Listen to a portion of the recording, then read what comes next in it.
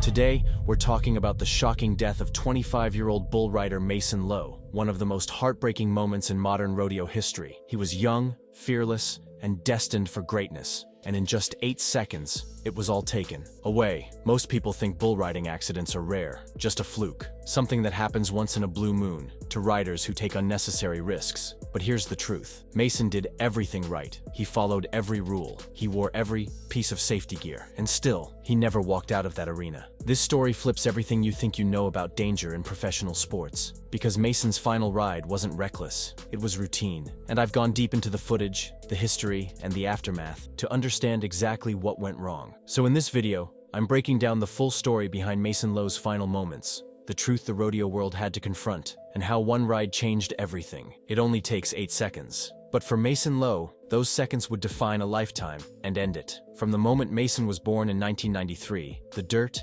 dust, and danger of the rodeo seemed to run in his blood. Raised in the tiny town of Exeter, Missouri, nicknamed Cowboy Corner, Mason didn't just dream of becoming a bull rider, he was practically born into it. At just 3 years old, while other kids were learning to ride bikes, Mason was clinging to the backs of calves on his family's farm, laughing as his father nudged him forward into what would become a deadly destiny. But here's where it gets interesting. He wasn't just playing, he was training. Day by day, bruise by bruise, his childhood looked more like a professional boot camp for rodeo greatness. What happened next will shock you. By the time he was a teenager, Mason had already skipped high school rodeos entirely. Why? Because he was too good. His talent was so raw, so undeniable, that he launched straight into amateur circuits, leaving local competitors in the dust. He wasn't just chasing bulls, he was chasing greatness. And that's just the beginning. He was only 15, but Mason Lowe was already riding like a man with something to prove. And believe me, he did. While other kids his age were worried about homework or prom dates, Mason was tearing through bull riding competitions across the Midwest. He wasn't just good, he was electric. Judges noticed, fans noticed. Even veteran riders started to whisper about the kid from Missouri who was skipping all the usual steps and climbing fast. He didn't just want to ride bulls, he wanted to conquer them. But that's not all. Mason wasn't just talented, he was obsessed. Obsessed with mastering the chaos,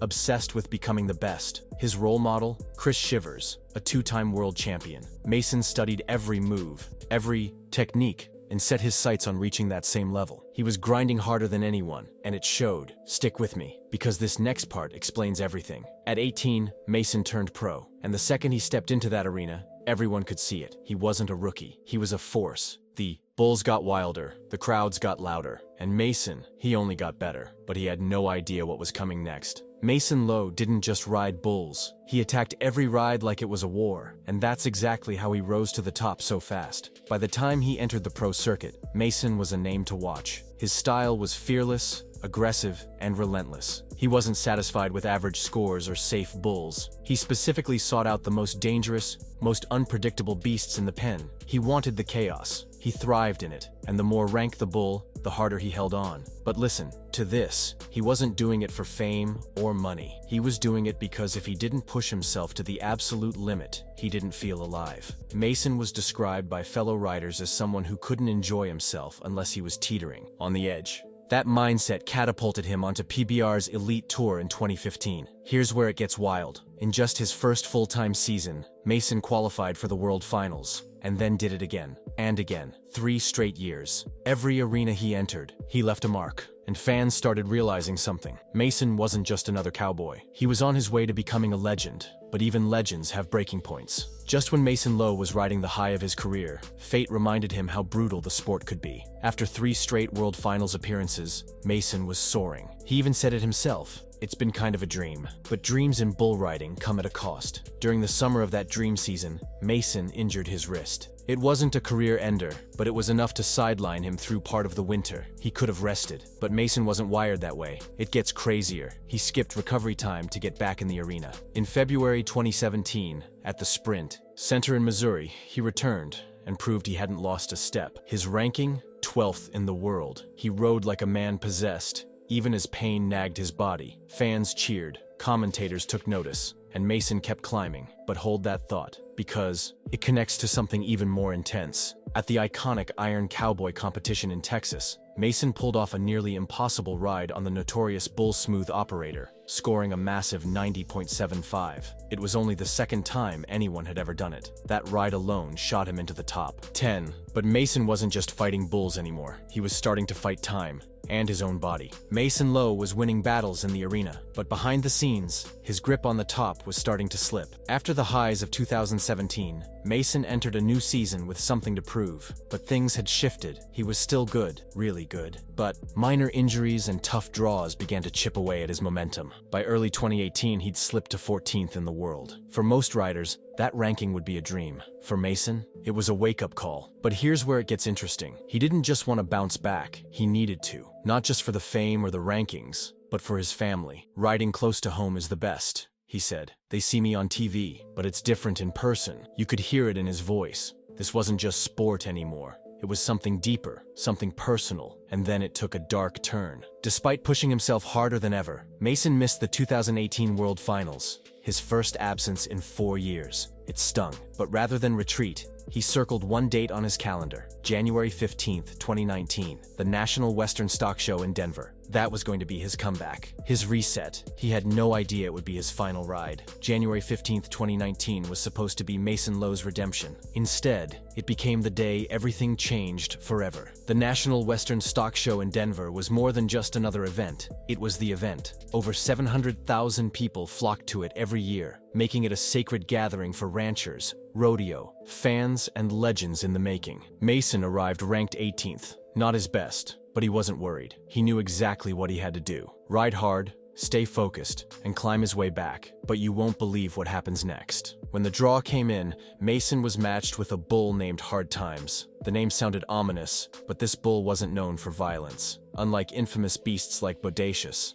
Hard Times had competed over 30 times without seriously injuring a rider. And that's what makes this even harder to understand. As the crowd settled in for another round of raw adrenaline, Mason sat in the chute, calm and quiet, running through the mental routine he had practiced for years. He believed in one thing: don't think, just ride. And as the gate swung open, Mason gripped the rope, ready to face the beast. But what happened in those next 8 seconds would shatter everything. Mason Lowe had faced hundreds of bulls before, but this time, in just a flash, 8 seconds turned into a nightmare. As the gate burst open, Hard Times exploded into the arena. 1,000 pounds of muscle launched into a frenzy, bucking and twisting violently under Mason's grip. The crowd roared, electrified by the chaos. Mason stayed locked in, focused, balanced, relentless. It was textbook bull riding. For a moment, it looked like he might conquer the beast once again, but then everything changed. Hard Times launched Mason into the air with a violent lurch. He tried to recover, reaching out for fur, searching for anything to stop his fall, but he found nothing. Mason hit the ground hard, unprotected, and directly in the bull's path. And here's where it turns tragic. Hard Times continued bucking,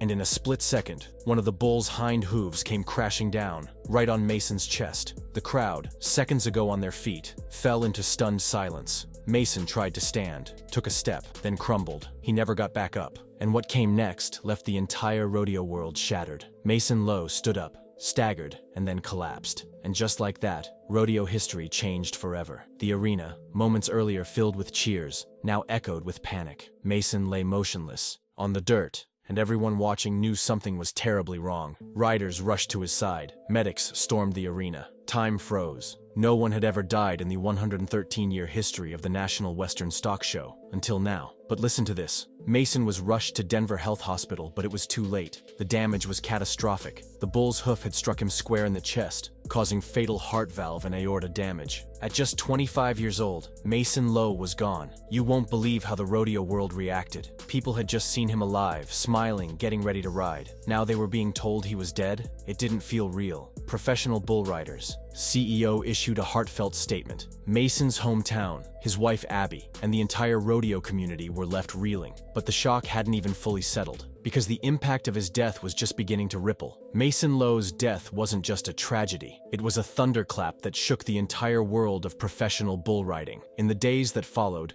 tributes poured in. Riders, Fans, friends, all united in mourning. The National Western Stock show held a special tribute in Mason's honor. Every rider in the next competition wore a patch with his name on it. His wife Abby, his family, and even his dog Gator were surrounded by a wave of love. But nothing could fill the void he left behind. Here's why that matters. Mason wasn't just a great bull rider. He was the guy, the cowboy's cowboy, a friend to everyone, a mentor to younger riders, a hometown hero who never forgot his roots. Even after he made it big, he still returned to small-town rodeos to help kids chase the same dream he had. But hold that thought, because it connects to something even more powerful. To honor his legacy, the PBR renamed their St. Louis event the Mason Lowe Memorial. They created the Mason Lowe Award, given to the rider who scores the highest single ride of the season. But they didn't stop there. What they did next made sure Mason's story would inspire generations to come. Mason Lowe may be gone, but what he stood for is now etched into the heart of bull riding forever. In the wake of his death, the professional bull riders didn't just mourn, they took action. They launched the Mason Lowe Memorial Scholarship, a program designed to support students pursuing education in rodeo, Western sports, or agriculture. It wasn't just about remembering Mason, it was about continuing his legacy and making sure his passion fueled the future. But here's the twist. Despite the heartbreak, no new safety regulations were added. Officials deemed the accident a tragic anomaly. Mason had worn all the required gear, vest, helmet, everything. The sport, they said, was already as safe as it could be. And yet, the question still lingered in everyone's mind. Could it happen again? Don't scroll yet. This next part reveals Mason's deeper impact. Fellow riders still talk about him. His fearlessness, his kindness, his loyalty. He wasn't just a competitor, he was a brother in the arena. One friend said, he made it to the big stage, but never forgot where he came from. And that's the kind of legacy that no bull can ever stomp out.